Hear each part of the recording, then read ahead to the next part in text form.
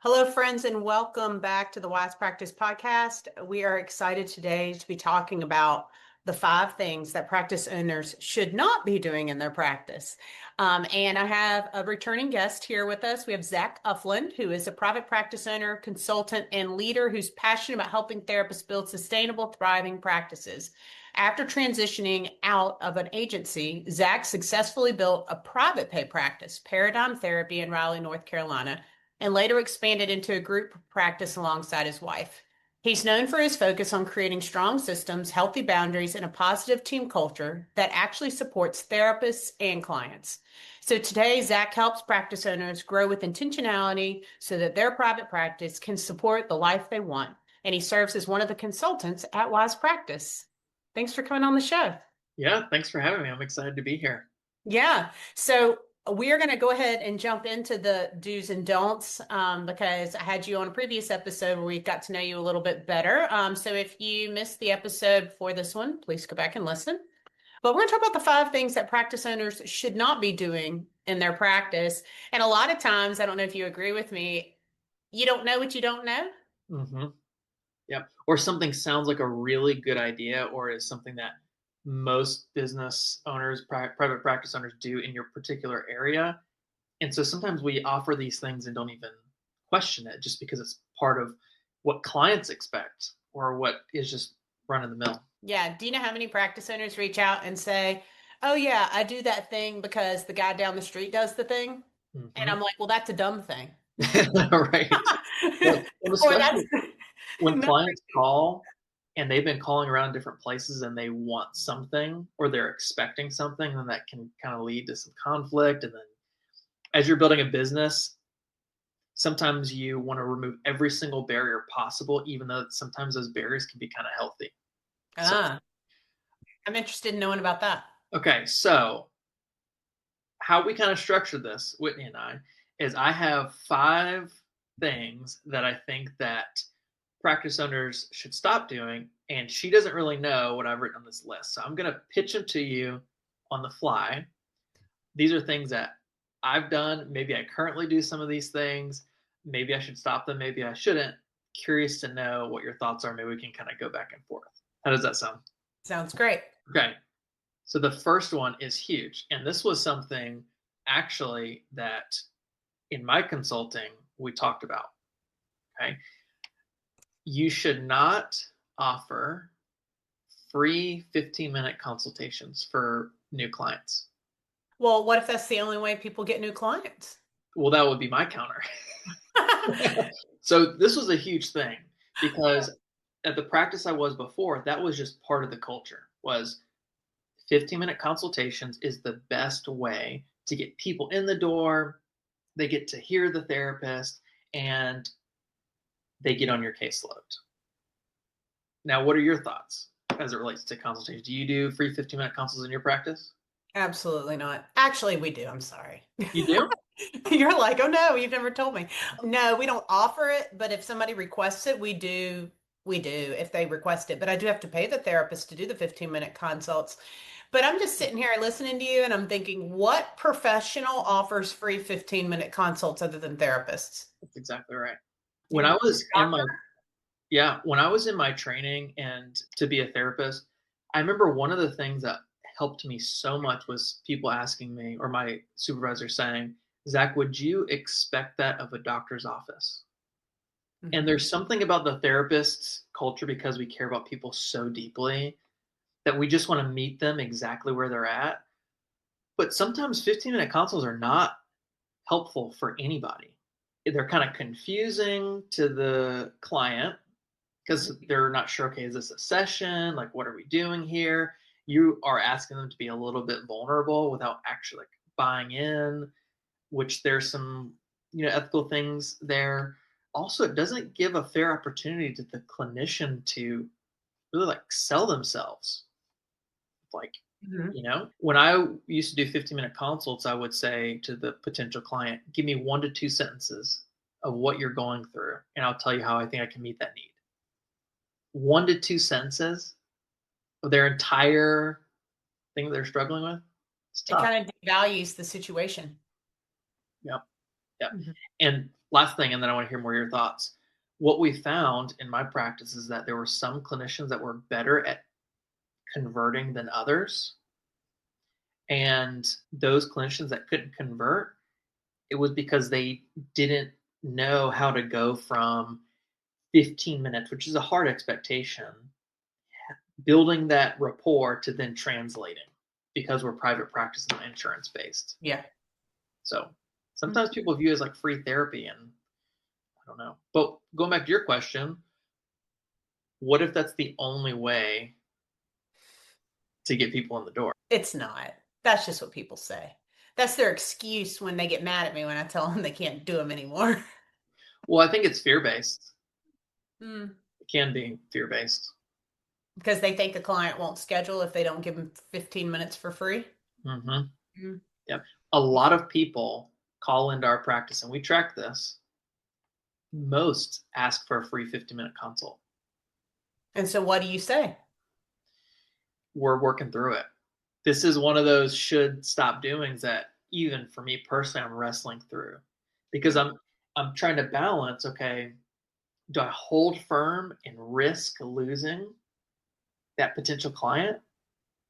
Or do I say, okay, 15-minute consults are something that's part of our practice, and then people fall through the cracks, or clinicians come into the office and prepare, and then there's a no-show, or there's missed expectations. It's a difficult balance. Sure. I mean, a lot of the therapists at my practice, some of them actually wanted to do it because they said, well, what if the client's not a good fit for me? Mm. I can figure that out in 15. No, look, you can't figure that out in 15 minutes. And we're talking about a client that needs help. So Mm-hmm. for you to do a 15-minute consult and get to the end and say, I'm not a good fit for you, you're pushing that client off. You're making them feel terrible. And it's better to get a client seen, even if they're not your ideal fit, than a client that's not served at all. Yep, that's absolutely right. Yeah. You can't adequately assess somebody in 15 minutes. Mm-hmm. None of them go 15 minutes. They always go 20 to 30 minutes. And when we say, hey, I'll see you for 15 minutes for free, what are we saying about ourselves and our time? And then clients have this idea that therapy doesn't need to be what it is, and I don't have to pay for it. It doesn't have to be top dollar. Like, yeah, you should be spending top dollar because I'm a really good therapist and I'm actually going to really help you. Yeah. So I agree that you probably shouldn't offer 15-minute consults, but I also empathize for new practice owners who are nervous and feel like this is one of the ways that they can get people in the door as quick as possible. But maybe that's something to question.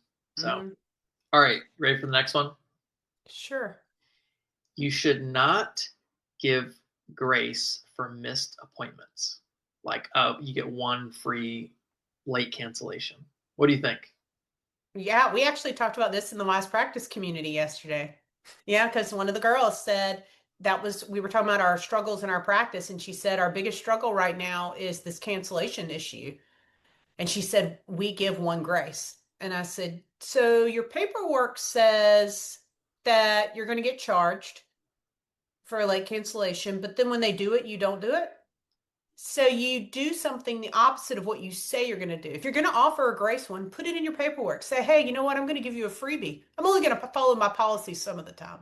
So I do think that if you're going to put a policy out there and you're going to say it's how you do something, you don't change that for your Mm-hmm. client. You change it because you need to for whatever it is for you. But it's like we feel guilty, or what I hear a lot is they're not going to come back. When we ran those numbers at my practice, the therapist that had the best retention by far in the practice was the one that charged the most cancellation fees. Yeah. Yeah, it's something that could potentially lead to conflict, but that highlights the seriousness of the relationship and the work. And it's honoring to all the work we've done to become therapists. Going back to the analogy with a doctor, it's like, do you ever get mad at your doctor because you might have missed an appointment and they charged you some kind of fee? That's part of the deal.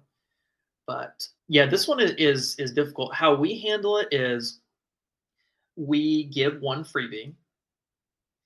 Still want to work through that a little bit. This might be a should not. This is something to consider. But thereafter, unless it's a family emergency or sickness, those are the only two, immediate late charge.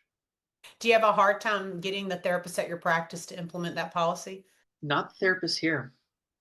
And I don't know why that is, because at other practices I've been at, there is this kind of like tension, but at least the therapists that we have working here now, I think really see the value that they provide. And I don't know if that's innate in them or if that's me encouraging them or if it's about how we've set up the business, but I encourage them. The work you do is important and boundaries are healthy. And what do we tell our clients all the time? What comes with boundaries? Healthy conflict. And that's good. It's really, really good. So yeah, this one's a tough one. But I think going back, if I think with people who are starting a practice or who are growing a group practice, if you are not doing something healthy because you're scared, that's very different than having a very concrete values based boundary, right? So if I'm saying I don't want to give a grace appointment because I'm scared that they're going to get mad at me and leave and then I'm not going to have an income, totally identify with that. But that's fear based and not value based. And that is setting up a practice for some unhealthy boundaries, I think. Hmm. Yeah. Interesting. My clinical director and I talked about this as well. And she said, you know, Whitney, it was really interesting. I used to not charge people for being sick, but then I got kind of tired of people canceling me day of because they were sick. So I started implementing the cancellation policy. You'd be surprised how many people aren't sick anymore. Right. Right. Right. And I thought that was really fascinating. We have to work really hard with our therapists to get them to implement the policy because they don't see the business side, and I don't know, it's that therapist heart they have and their associates. So, Yep. yeah. Yeah. Third one's interesting, I think. You should not create your own website. Why not? I don't know. You tell me. Well, And- I don't know. I guess I'm not a website builder. well, and I'm thinking like the like GoDaddy or Wix or some of those other ones where you can kind of build it. I'll tell you my thoughts. The reason why you should not. There's a caveat here, by the way. If you're growing your practice and you only have a limited amount of income, absolutely build your own website. It's okay. This is as you are progressing and you have the investment, the cash flow to invest in something, I wouldn't lean on your self built website. Now, Mm. this is just me. When I, prior to coming in to the therapy world, okay, or maybe when I was an associate, I can't remember. I remember that my confidence increased based on the professionalism of the website. Oh, Because you seeing somebody else? that's right, for choosing my own therapist. Oh, yeah.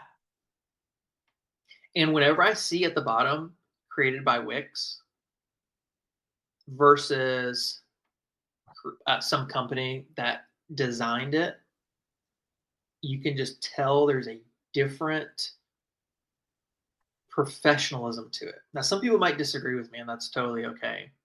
But I think unless you're a website builder, you really have to be careful to make sure that the message you're sending through your website is clear. Totally. Did you make your own website when you started your practice?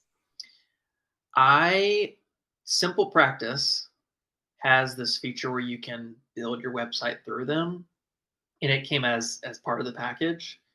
I did that, but because I had that experience where I would go on other therapy practices websites and I would know they were great clinicians. And immediately I would just have this like, oh man, this, I don't know, I didn't feel like I trusted. Because it was the first impression. I invested really early on our website. Yeah, that's the first impression people have of you as a therapist. And if you can't pull it together, then like I don't know. Is somebody really going to want to work with you if you can't present something well? Yeah.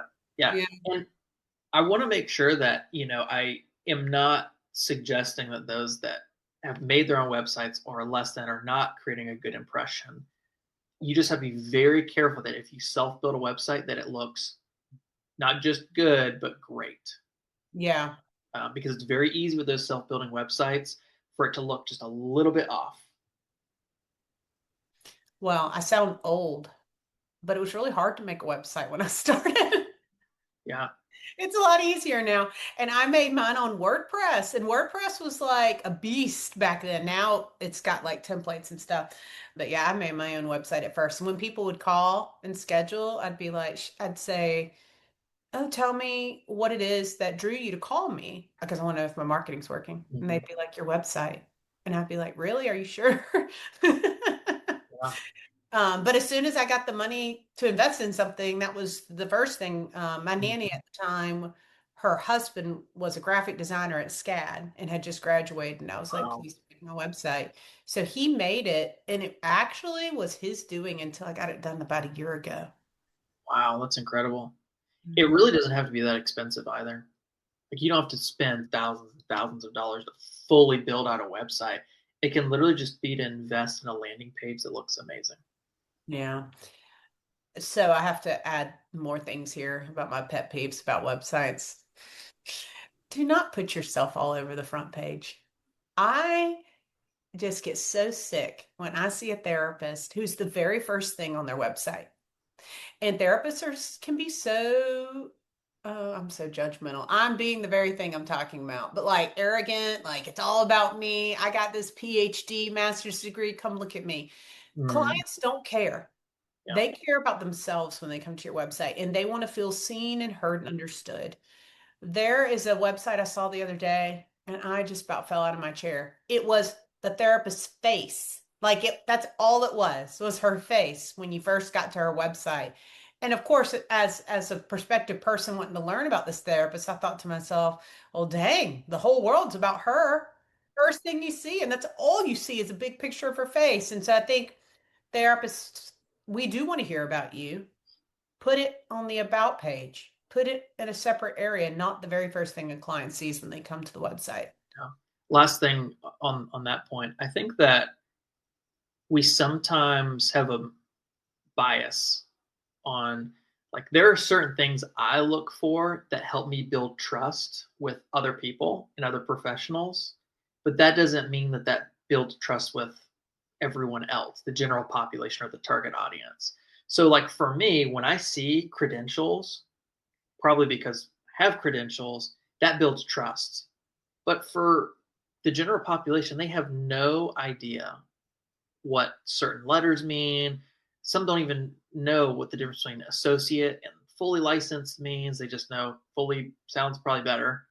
And so, it's actually what most people care about is knowing, okay, do they know what they're doing? And can they speak to what I'm actually feeling? I bet a lot of people just look at the headshot and they say, does that look like a nice person? I'm Does it look like sure a person I could sit and talk to? 100%. Absolutely. And I was actually doing some consulting the other day, and we looked at her website along other therapists, and all we said was, "Hey, have you noticed that your headshot is actually a little bit darker than the ones around it?" And I bet that that's shifting. Because your eyes are drawn immediately to the ones that are more light, have more light in them. Oh, And it was kind of amazing to just kind of see something as subtle as that. She looked great, really kind, great smile, but it was just a darker picture than the ones around her. So, all right, moving on. You should not say yes to clients who are poor fits. yeah, tell me. I'm curious to know your thoughts first. Well, I didn't know you were going to do that one. So, what did you have to say about it? Okay, I'll tell you my knee jerk thoughts. On paper this sounds great. Absolutely. You should say yes only to the clients you want to work with. This is why we own a business because we have certain autonomy and freedom. What about those early stages in a practice in which you don't have that luxury? So, do you take on those clients that could lead to, could really stretch you, might lead to some burnout for the sake of financial stability? Or do you protect that freedom and say, actually, I really only want to work with this specialty? What do you think? I think it depends on where you're at in your life. Interesting. I mean, if I can't pay my rent, I'll see whatever client calls me. Yeah. And I know some people might think that's not good because maybe I don't specialize in substance abuse or eating disorders, and that client's coming in. I certainly think there are some specialties you need to be really careful, which are the ones I actually just said. Absolutely. But like, I hate working with couples. I'm gonna be real. I suck at it. I could, Zach, I could tell you some really crazy stories about me getting up in a couple in therapy. Like, it's not good. And I definitely stopped seeing couples because I knew that this was not good for me. But I didn't stop that until I had a group practice where someone else could work with those couples. Hmm. Like, are we really going to say, I'm a professional therapist, and when you call me, I'm going to move you on to somebody else? I think it's so hard for clients to call anyway. I'm a big proponent actually on seeing anyone and everyone that walks in because I'm a trained professional to help anyone. Now, That's, they come in and I just really can't help them, like really can't, then I'll refer them out to somebody. But most of the time, we can see most clients. We did go to graduate school. yeah, that's something you've challenged me in. And so even though I put this, you should not, it's more of a tongue in cheek, because you really changed my perspective on this, because our practice is marketed as highly specialized. But like you've said, we've gone to grad school, and yes, there are some issues that come up that you need additional training for, right? Like if someone says, "Hey, I want to do EMDR," we're not going to say, "Oh yeah, they can read about that online." Like they're going to have some additional training. But yeah, it really depends. I think I hadn't considered life stage. I more considered practice stage, but I'm sure it's both. Oh, yeah. Hey, if you couldn't feed your family, I think you'd be taking whatever client called. Absolutely, absolutely. The thing about EMDR, man, these EMDR therapists listening right now are going to be like, tisk tisk, but clients don't know what they need. They don't know what they're doing. It's like me going to the doctor. It's like going into the doctor and walking in saying, I need this medication and this kind of treatment. I don't know what I need for whatever it is that I've got. So I do think, and we have to do this a lot on the phone when people call to schedule an appointment, they'll say, I want to work with an EMDR therapist. And we have them, but we say, first we're going to do an evaluation, figure out where you're at, teach grounding skills. And then if EMDR seems like the best treatment for you, we will do it. So I think that it's better for them to just see any kind of therapist first, and then that therapist can refer them for EMDR if they're appropriate for the treatment. These clients are just TikToking and all the other things, and they've decided Mhm. what they need, but we're the professional in the room to tell them what they need. Yeah, exactly. I like that. I think you're gonna like the last one. Okay. You should not handle tasks yourself just to save money. And what I'm really referring to is you shouldn't hire an admin just to save money. Sorry. You should you should not just focus on handling tasks alone just because it saves you money in the long run. Does it save me money in the long run? I don't know, maybe that's the difficult question. I know you're a huge proponent, right, of hire an admin as soon as possible, or patient coordinator. Yeah. How soon is too soon? Like There's where is what's that? there's not. Now, did I do it too late? Yes. And do most people do it too late? Yes. If you're thinking, should I hire? You've already waited too long. That's what I tell people. I didn't hire my first admin until I had a group practice with two therapists. I was crazy. I was answering the phone. I remember so clearly sitting at my desk. I had a client in the lobby waiting to see me, but the phone started ringing, and I was like, I got to schedule clients for my therapists, or I'm never going to grow this thing. I worked all the time. And then I got somebody in there, and boom, it got so much better after that.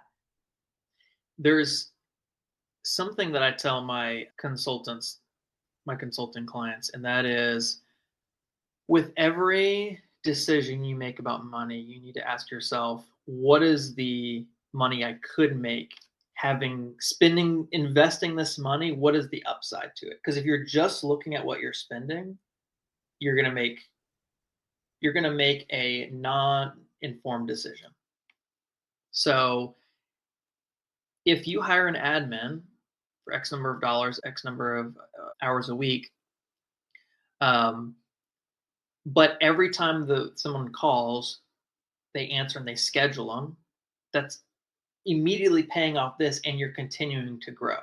Mm. Let's explore the inverse. If you don't invest up front, but you're missing calls, you have to spend your time which is money, on tasks and scheduling that you could be spending on building relationships and marketing. Mhm. You're saving money, but not really. Definitely. And there's so many other things that they can do too. Not just taking calls, responding to emails or, boy, I was so happy the day that when the internet goes out, I've got somebody else calling Comcast and not me. Or when the Spruce app's not working correctly, someone else is troubleshooting that while I'm seeing a client. That's the worst, is to have to deal with that. Or especially if your payment method goes kaput, and you're like, oh gosh, I can't charge cards. Like, this is terrible. Somebody else can be taking care of that while you're working with clients. It's huge. And it's not even just the tasks to me, it's the emotional support.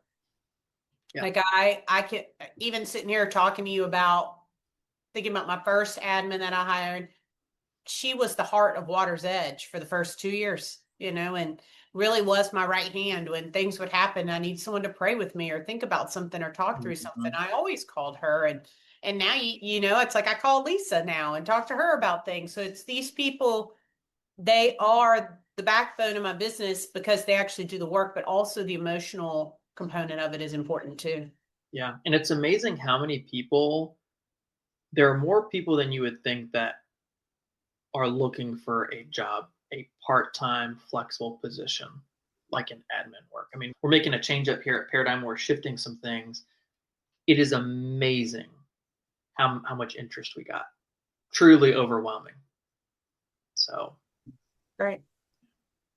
okay, those are my 5 should stop doing. We agreed on probably most of them, and maybe still need to think through some of them. Well, it's always changing, right? That's what I love about running a business. I'm always learning something new that I should and shouldn't do. And even some of the things we talked about, I probably wouldn't have said no to early in my career. But as Mhm. I've grown and as I've managed more, I'm like, wait, no, I shouldn't do that. Or I've seen therapists make mistakes. I'm like, you shouldn't be doing that. Yeah, there's so many more we could do. It's fun. It's a Yeah, fun thing to talk and about. and how often in business are things truly black and white? They're not. So They're not. that's Even why though it's that's hard. all we want is the rules. Yeah. Yeah. So tell me, Zach, if somebody's listening and they're like, man, that guy knows what he's talking about, do you offer consulting? And what does that look like when you work with people? Yeah, so first, I would say I would love to work with you. I really get a lot of energy from meeting people around the country and working with them. I'm very passionate about not just providing wisdom and advice and insight, but also in providing emotional support of, hey, this is difficult to run a group practice. So if you're interested, and I really do specialize in the solo practice stage, or if you're in the solo practice stage and you're wanting to go ahead and build a group practice, you have a small group practice, I would love to work with you. So the best way to do that, go to wisepracticeconsulting.com, fill out an application. We'll jump on a call. One thing here at Wise Practice we love to do is provide some value on that call before you even sign up for anything. So if that interests you, please sign up. Love to get to know you. That's great. So you didn't know I was going to ask you this, but when you think back on when you first, can you talk a little bit about why you invested in consulting and what that felt like, the fear and the why you did it, and looking back on it, did you feel like that was worth what you put into it? Just if somebody's listening and they're curious about it. Yeah, I think that I had some foresight into knowing that if your foundation isn't sturdy that when you build the rest of the building, it can be not that great. And so when I was really thinking early on about doing consulting, I knew that it was going to stretch us financially, but I knew the opportunity cost is that later on it could be that much more valuable long term. I had Neil at Sam Bright, formerly Practice at Scale, and he used this analogy. I think it was Neil, it might have been you. He used the analogy of a bow and arrow, that there are seasons in the business that you have to pull back and it's tough and you have to make significant investment before you can launch. And I knew that there are those who had been along the path and who had made mistakes and who had reversed course. Why would I not invest in trying to learn those mistakes? Why would I, make them myself if I didn't have to? And so, I've told you this a million times. The amount of money I've saved doing consulting and building a good foundation is incalculable. So Yeah. that was my experience, and really what led me to want to be a consultant, because I want to help people not make the same mistakes. I mean, when I hear other practice owners having to borrow their own money from savings, and just the fear and not knowing what to do next, and just the insecurity that comes with all business owners, don't want to be alone in that. Certainly not. Yeah. And, I did 2 years of my own consulting, started my group practice. Mhm. And then I've gone through seasons of not consulting and consulting. I certainly have found that when I am in consulting, it usually boosts me to the next level in my business. And I've had, I don't know, I guess three different coaches over the years. So, I'm doing different things with different people for whatever it is that I'm focused on. But I would never be where I am today without investing in consulting. And it's a huge investment, but it was worth it. I mean, you really have to, going back to the decision making, is it worth spending this to get to here? Or am I just avoiding spending this? Well, Yeah. it's the road to get to here is going to be rocky. Yeah. And I can tell you so many practice owners over the years with Wise Practice that came and seemed interested in consulting and then didn't do it, but then came back 3 years later and did. And it's great. I'm glad they came back. Some of them haven't. But then I look at it and I'm like, dang, that's so sad. Like you could have gotten this done 3 years ago and think about where you would be if you hadn't lived in fear all that time. And last thing here, for those that need support in community but can't make the jump to one-on-one consulting, do something that allows you to intake wisdom. Like we have the circle community where you can jump in and have resources in a community. You need wisdom and you need people surrounding you so that they can look at your blind spots. Yeah. Well, this has been great. I've enjoyed talking about the things we shouldn't be doing in our practice, and I appreciate you coming on the show. Thanks so much, Whitney.